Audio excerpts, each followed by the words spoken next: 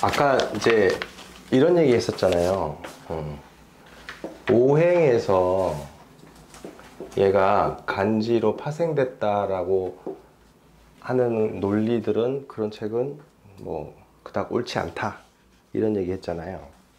하나 더 있는데, 책을 보다 보면 앞으로 제가 여러분들한테 수업을 해주는 거는 명리학의 쇼부를 보는 게 아니에요. 우리의 목적은 나중에 이제 다른 사람의 도움 없이 혼자서 공부를 할 때 충분히 판단할 수 있는 시각을 갖추는 데까지가 목표예요. 근데 상당히 또 많은 책들에서 이거 아니고 오류를 범하고 있는 게 뭐냐면,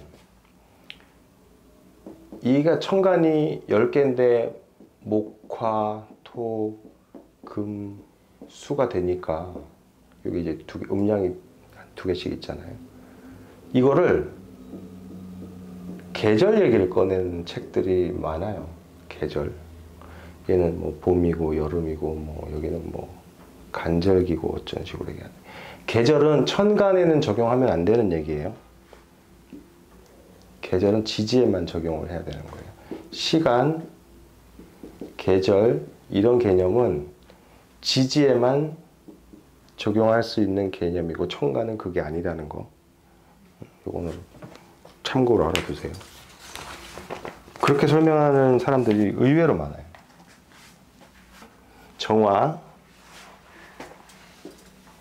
정화는 자, 음화다.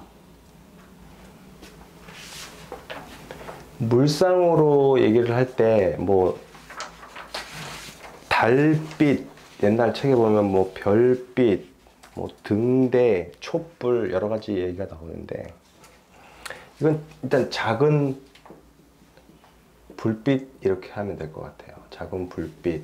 혹은 아까 병화를 뭐라고 그랬죠? 병화를 물상으로 얘기할 때 가장 중요한 게 빛이다. 얘는 열이에요. 열.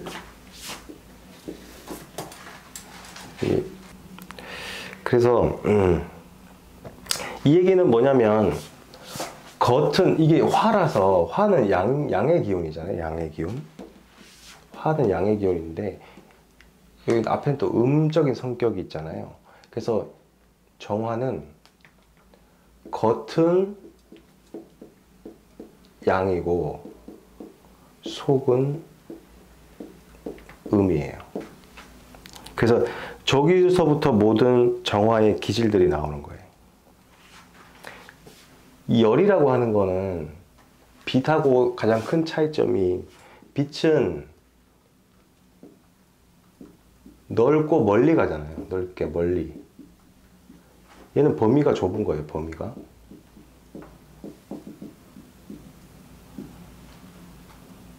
범위가 좁고 양이고, 그래서 항상 나오는 말이 온화하다. 뭐 온화하고 따뜻하고 뭐 은근하다, 명랑하다, 뭐 이런 얘기가 나와요. 그리고 뭐 거기 써 있는 대로 헌신적이고 봉사 뭐 이런 얘기도 있고, 그리고 거기 써 있지는 않은데 법식과 절차도 중요시하는 게 정화예요. 이 병화가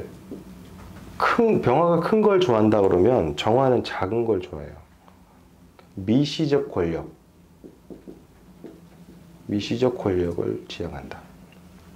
병화가 병존하면 뭐 인덕이 좀 적은 경향이 있다.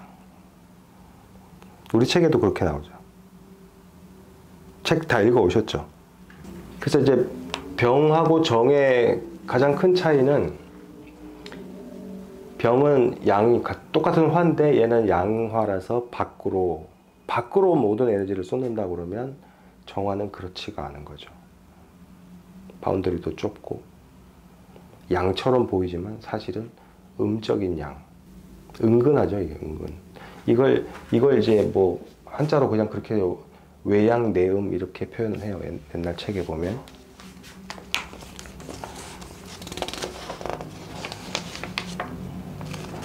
미시적 권력이 무슨 뜻이야?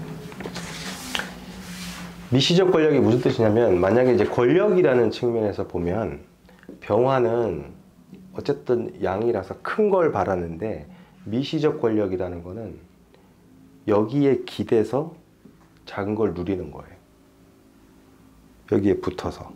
병화에 붙어서? 그렇죠. 어떤 무엇이 됐든 간에 꼭 병화가 아니어도 상관은 을 없는데. 같은 거요? 갑과 을 같은 관계요? 을은 갑을 원하는데 여기서는 이제 정화가 병화를 반기지는 않아요. 그거 이제 좀 미묘한 차이가 있는데 을은 옆에 갑이 있었을 때 타고 올라가는 걸 갑을 이용해서 특정이 되어 있어요. 갑이라는 걸 특정이 되어 있는데 여기서 미시적 권력이라는 거는 정화가 병화에 기대서 뭔가를 하겠다는 뜻이라고 병화라고 특정을 안 하는 게 정화예요. 병화라는 특정은 안 하지만 이 정화라는 것은 예를 들면 누군가 리더가 있을 거 아니에요. 리더가 있으면 이 사람은 정화는 리더보다는 리더 밑에 서브로 있으면서 작은 것들을 누리는 거지. 얘가 반장이라고 치면 나는 반장은 별로고 나는 부장 해갖고 우리 분담만 내가 휘어잡고 싶어 이 정도. 자기 영역이 중요한 거예요. 그렇죠. 이게 왜냐하면 범위가 좁으니까. 약간 제너럴리스트, 스페셜리스트 이런 느낌도. 그래서 이 간지를 배울 때는 이런 단어들을 계속 나열을 하면서 그 간지의 뉘앙스를 자꾸 인지를 하는 게 좋아요. 뉘앙스. 여기서 뭐 이렇게 해도 다른 단어로 여기서 계속 파생돼 갈 수 있는 거니까.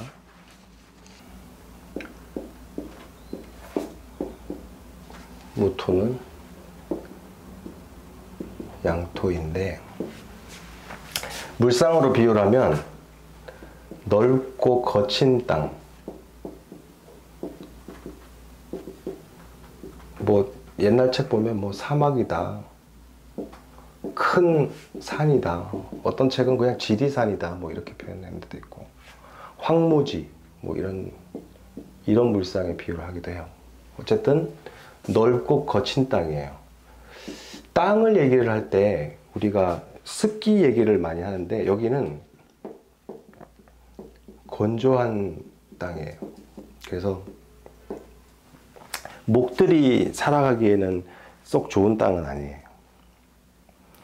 왜냐면 양토잖아. 양토고 아까 잠깐 설명했는데 양이 천간에서 극에 달한 지점이 무토라고. 그래서 이 토들은 기본적으로 토 자체는 토들은 수용하는 거지 자기를 발산하는 에너지들은 아니에요. 그래서 자기를 발산하지 않기 때문에 중간자적인 역할, 매개체 역할 이런 걸 잘해요. 토들은.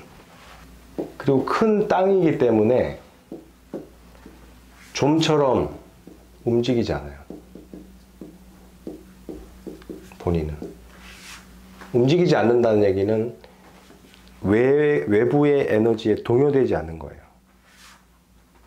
주관이 굉장히 강하다고 할 수도 있고 나쁜 말로 하면 고집이 엄청 세다고 할 수도 있고 제가 드린 유인물에 써있지는 않지만 이거를 살짝 말만 바꾸면 뭐가 되냐면 융통성이 없는 거예요. 이거는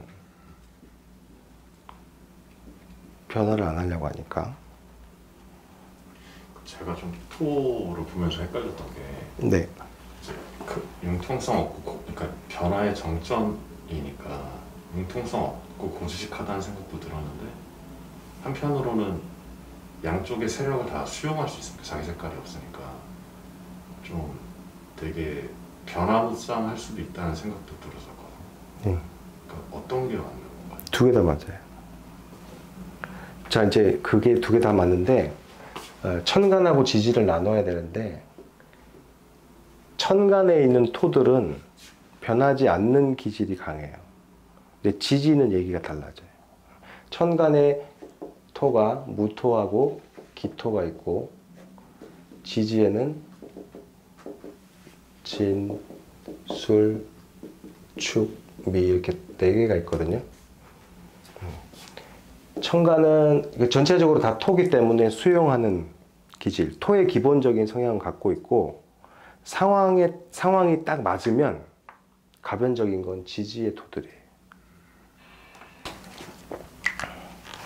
그래서 거기 보면 포용력이 있고 믿음직스럽고 언행이 신중하고 묵묵하다 이렇게 돼 있죠. 이게 마치 좋은 얘기 같은데 그걸 얘기를 살짝 뒤집으면 표현하지 않는다. 이게 지나치면 어떤 말을 듣냐면 쟤는 좀 음흉해 이런 말까지 들을 수 있어요. 음흉해 보인다예요. 음흉한 게 아니라. 그 다음에 성실, 책임감, 신용 중시. 신용을 중시하는 거는 토들의 대표적인 기질이에요. 신용을 중시하는 것. 그리고 자기를 내세우지 않고 수용하고 중간자적인 역할을 하기 때문에 매개체 역할을 많이 하죠. 이게 매개체. 그래서 조정하는 역할이에요. 이 매개체라는 것이 조정 역할. 병조는 양토기 때문에 스케일이 크다. 스케일이 크고 역마성으로 따졌을 때는 광역 역마. 광역 역마라고 하는 거는 이 무토의 광역 역마는 이때 광역은 나라를 넘나드는 거예요. 이거는. 지구적인 개념에서.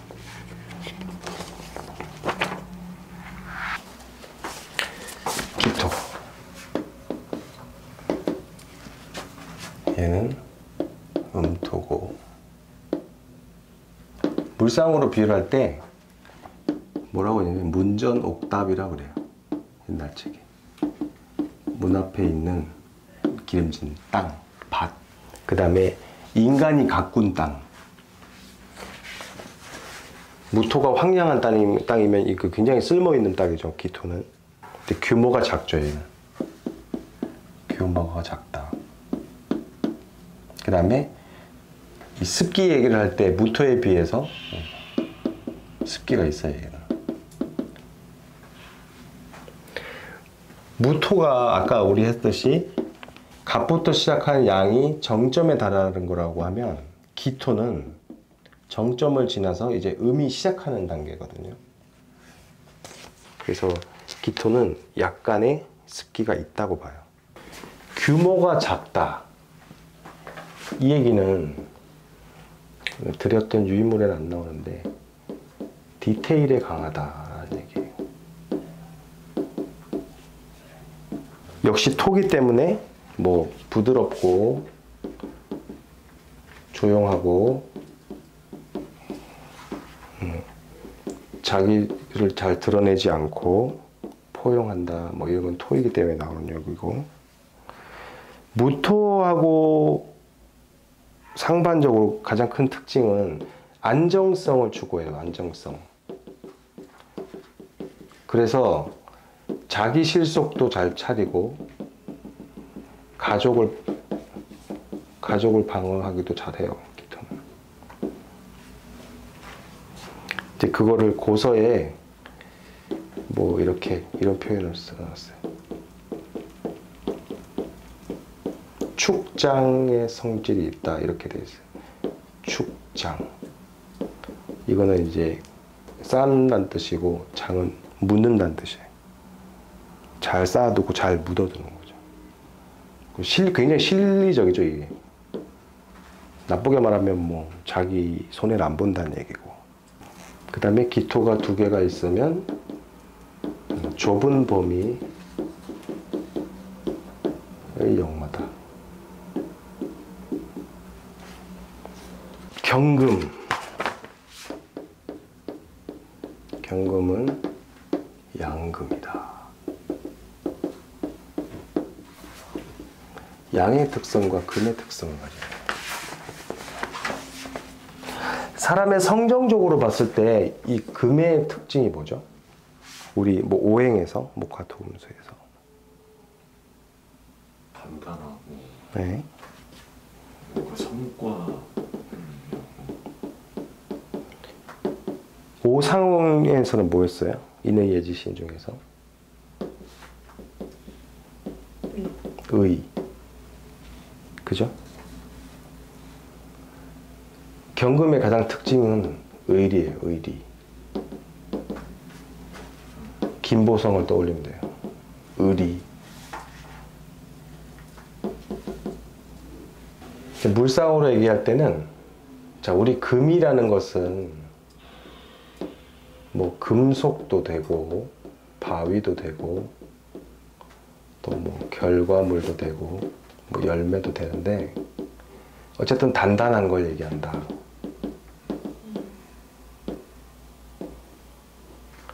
경금은 특히 바위나 원석을 뜻해요. 원석. 가공되지 않은 상태. 나머지 뭐 자동차, 뭐 은행 이런 거는 이제 이 금속에서 나온 거고, 철강 기계도 금속에서 나온 거고, 무기도 거기서 나온 거고. 경금 관련해서 질문이 있는데, 네. 혹시 이 에너지가 강한 분들은 경쟁심이 강하진 않나요? 네, 당연히 강하죠. 경쟁심이라는 게, 이 사람들은 결과 중심이에요. 그 다음에 이 금속성이라는 것 때문에, 금속에서도 이제 칼 뭐 이런 게 나올 수 있잖아요. 그래서 호, 불호가 명확해요. 기준이 명확하다는 거지. 그래서 이거 아니면 저거예요. 그 다음에 사람으로 치면 충성심이라는 게 굉장히 강해요. 로열티라는 게 아군과 적군을 명확하게 구분하고, 그러다 보니까 경쟁 상황 하에 놓이면 이런 것들이 나오는 거예요. 이런 것들이. 적으로 돌리면 굉장히 피곤한 스타일이에요. 그쵸. 예. 그래서 이걸 뭐 이 경금의 기운을 많이 쓰는 사람들, 보통 무관들이, 옛날로 치면 군인 같은 무관들이 경금의 기운이다 이렇게 얘기해요. 그럼 의리라는 것도 자기 동료나 소속 그쵸. 편한테만 적용이 되는 거예요? 그렇죠. 예. 반대편에는 완전히 다른 느낌으로 좀 다가갈 수 있게. 그럼요. 예. 금들은 좀 까다로워요. 힘들어요. 적이 되면. 요즘으로 치면 뭐 군인의 기운, 아니면 프로 스포츠 선수들, 워낙 이제 에너지가 강하고. 그래서 거기 써놓은 거 있죠. 마지막 줄에 의리, 동료의 소속감, 뭐 이런 얘기들이 있죠. 이 금 자체를, 금의 기운을 숙살 기운이라고 그래요. 숙살 기운, 숙살의 기운. 이 숙살이라는 게 이렇게 엄숙할 숙자의 죽일 살자거든요. 그래서 좀 서슬퍼른 그런 기운. 살벌함. 예, 예. 조급하거나 난폭하고 뭐 선악의 구분이 굉장히 명확하다. 자기 확신, 지도력, 통솔력, 결단력, 뭐 완벽을 추구한다 이렇게 돼 있는데, 이거를 좋게 쓰면 카리스마 있는 거예요. 카리스마.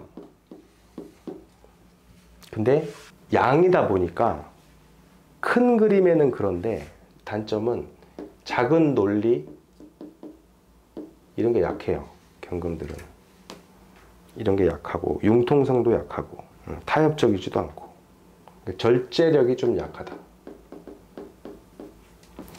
병존하면 전국 단위의 역마, 이 정도. 어떻게 보면 경금보다 신금이 조금 더 조심해야 돼. 신금들은. 이 신금은 음금이잖아요. 이게 만약에 경금을 바위라고 보면, 신금은 뭐가 되냐면 가공석이 되는 거죠. 좋게 말하면 보석. 경금이 금속이라고 그러면 신금은 재련된 금속이에요.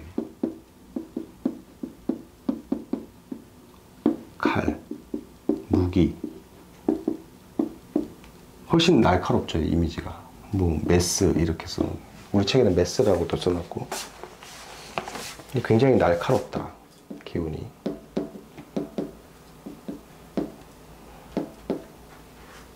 논리적이고, 이제 경금이 논리성이 좀 떨어진다 그러면 얘는 논리적이고 비판적이다.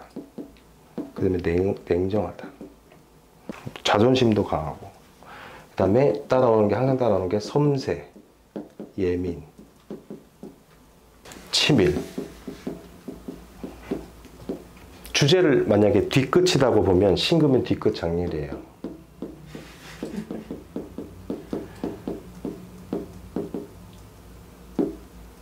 뒤끝 장렬인데, 사람들이 자기가 나쁜 일을 당해서 복수를 할 때 가장 치밀하게 하는 신금이에요. 치밀한 복수.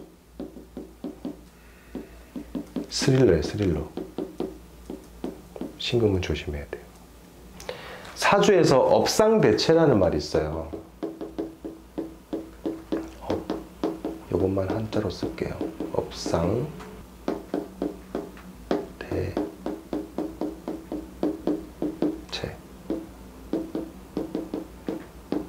이게 무슨 얘기냐면, 사주에 있는 어떤 기운이 굉장히 강할 때,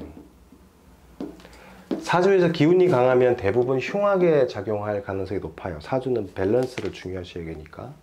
근데 이게 흉하지 않으려면 이 강한 기운을 업으로 쓰는 거예요. 업으로 전환을 하는 거예요. 그러면 이 흉한 기운이 굉장히 덜어져요. 만약에 어떤 사람이 신금의 기운이 굉장히 강하다. 그러면 강하다는 얘기는 일단은 개수가 하나가 아니겠죠. 여러 개 있고. 그럴 때 그 사람이 어떤 업을 하면 흉한 게 적어지느냐, 혹은 자기가 그렇게 일부러 하지는 않았지만 금의 기운을 쓰다 보니까 자연스럽게 그렇게 흘러갔느냐, 이렇게 보면 이게 이제 뭐 외과 의사, 뭐 어떤 책에 보면 조각가, 칼 쓰는 직업들, 그 다음에 검사 이런 것도 괜찮아요. 칼이 아니라 이거는 어떤 권력을 휘두르는 거니까. 혹은 얘가 얘 자체가 금이기 때문에 금융 뭐 이런 데를 가는 경우도 있어요. 뭐 얘기 나왔으니까 말을 해보면, 이제 금이라는 거는, 자 보세요. 금이라는 거는 금속이고 이렇게 물상으로 바위잖아요. 어떤 사람이 만약에 사주에 금이 굉장히 많다. 그러면 기질적으로 어떻게 나타나냐면 예민해요. 이런 사람들은. 상당히 예민해요. 예민해서 날카로워지고, 이게 심해지면 불면까지 이어져요. 내가 임상에서 보면 어떤 사람이 있었냐면,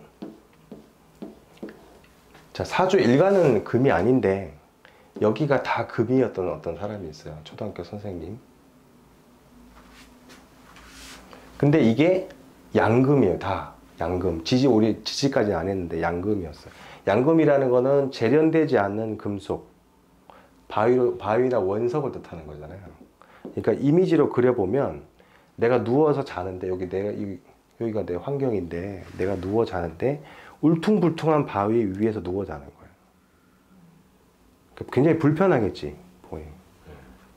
그래서 이 사람은, 내가 다음에 이제 여러분들 진도 좀 더 나가면 이제 통변 사례 케이스로 설명을 해드릴 텐데, 이 사람은 꿈이 뭐냐면 하루에 4시간만 자보는 게 꿈이에요. 스트레이트로. 잠을 못 자는 거예요. 계속 일어나고. 하여튼 그런 사람들이 있어요. 자, 임수는, 자 양수예요. 얘는 양수. 수이면서 양. 수는 음인데 근데 양이란 말이에요. 두 가지 성격이 같이 있는 거죠. 물상으로 비유를 하자면 거침없이 흐르는 물이에요.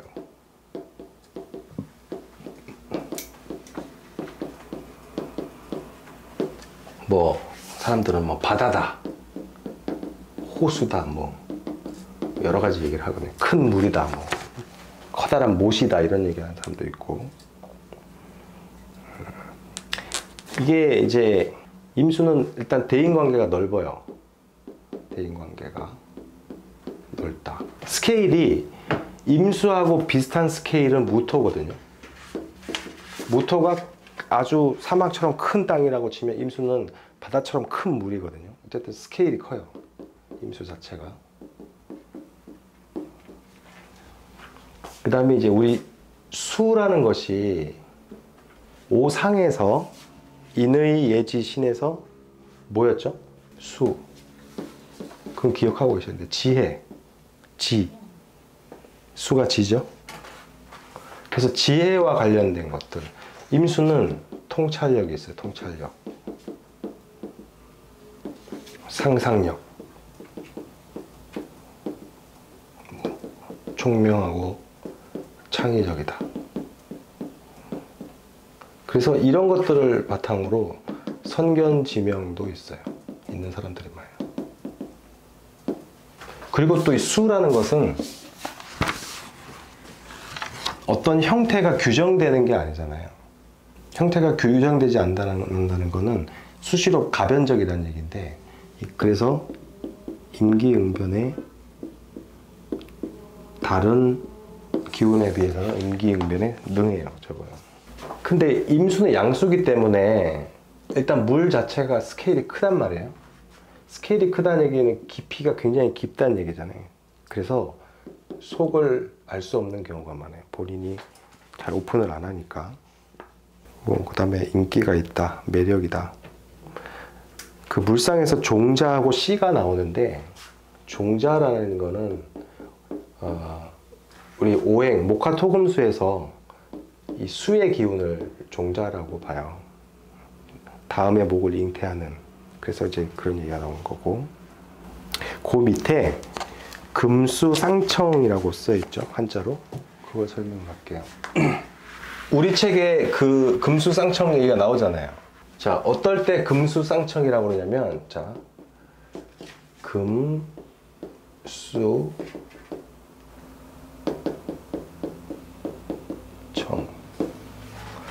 이 말은 뭐냐면 금하고 수가 붙어 있어서 서로 깨끗하다 이런 뜻이거든요. 왜?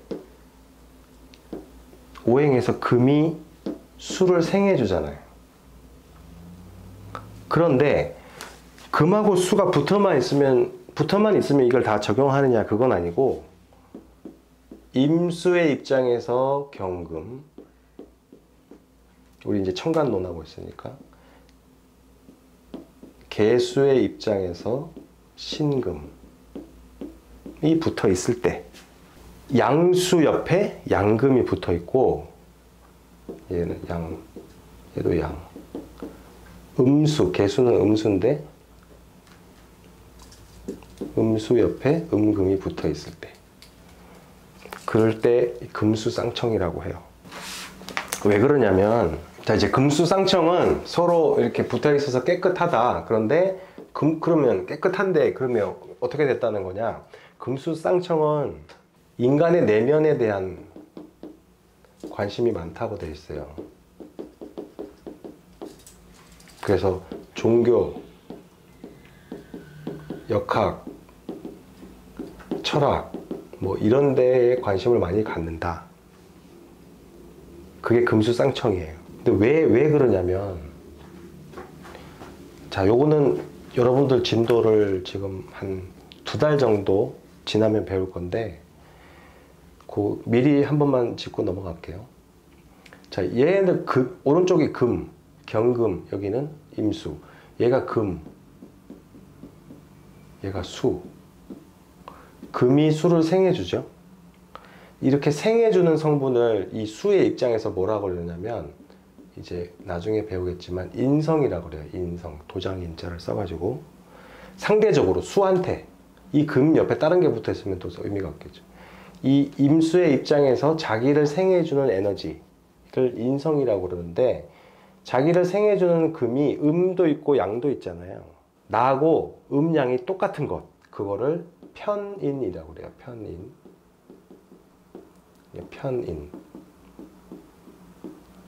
여기도 음수인데 옆에 금이 있는데, 금생수 해주는 녀석이고 나를 도와주는 녀석인데, 내가 음일 경우에 저 녀석도 음인 거, 얘도 편인. 이런 성분을 편인이라고 그래요. 상대적으로. 이 편인의 기운이라는 것이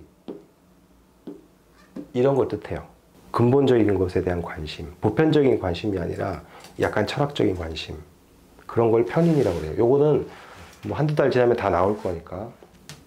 지금 설명하는 이유는 뭐냐면 우리 책에서 천간 10개 설명하면서 갑자기 금수쌍청 얘기가 나와서 내가 그걸 설명하는 거예요.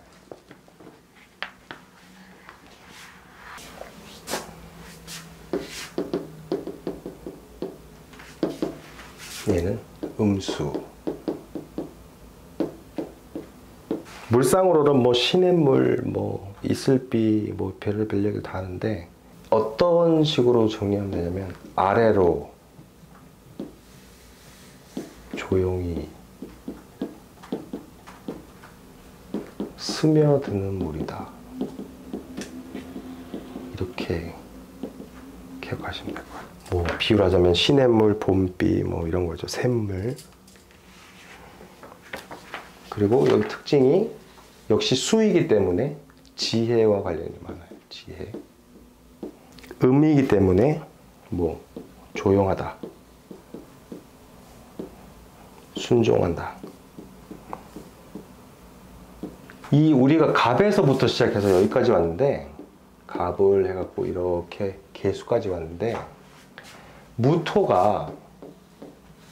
무토를 양의 극이라고 보면 개수는 음의 극이에요. 그래서 여성성이라는 얘기가 나오는 거예요. 여성성이 있다. 열이다. 신성이. 근데 개수에서 가장 중요한 키워드는 뭐냐면 가변성이에요. 임수는 양수라서 너무나 큰 물이고, 큰 물이라는 거는 흐름이 없거나 아니면 흘러가도 어떤 방향이라는 게 뚜렷하죠. 근데 개수는 아래로 조용히 스며드는 물이잖아요. 낮게 스며드는 물. 그래서 어디로 스며드느냐에 따라서 개수는 다 바뀌는 거예요. 밥그릇에 담기면 밥그릇 모양이 될 것이고, 국그릇에 담기면 국그릇 모양이 되죠. 그래서 가변성이 다른 오행에 비해서 굉장히 커요. 이 가변성이라는 말이 좋은 말일 수도 있고 나쁜 말일 수도 있는데 살짝 바꾸면 이게 이중성, 다양성 이렇게 될 수도 있고, 뭐 좋게 말하면 유연성이 될 수도 있고. 근데 이 가변성이라는 게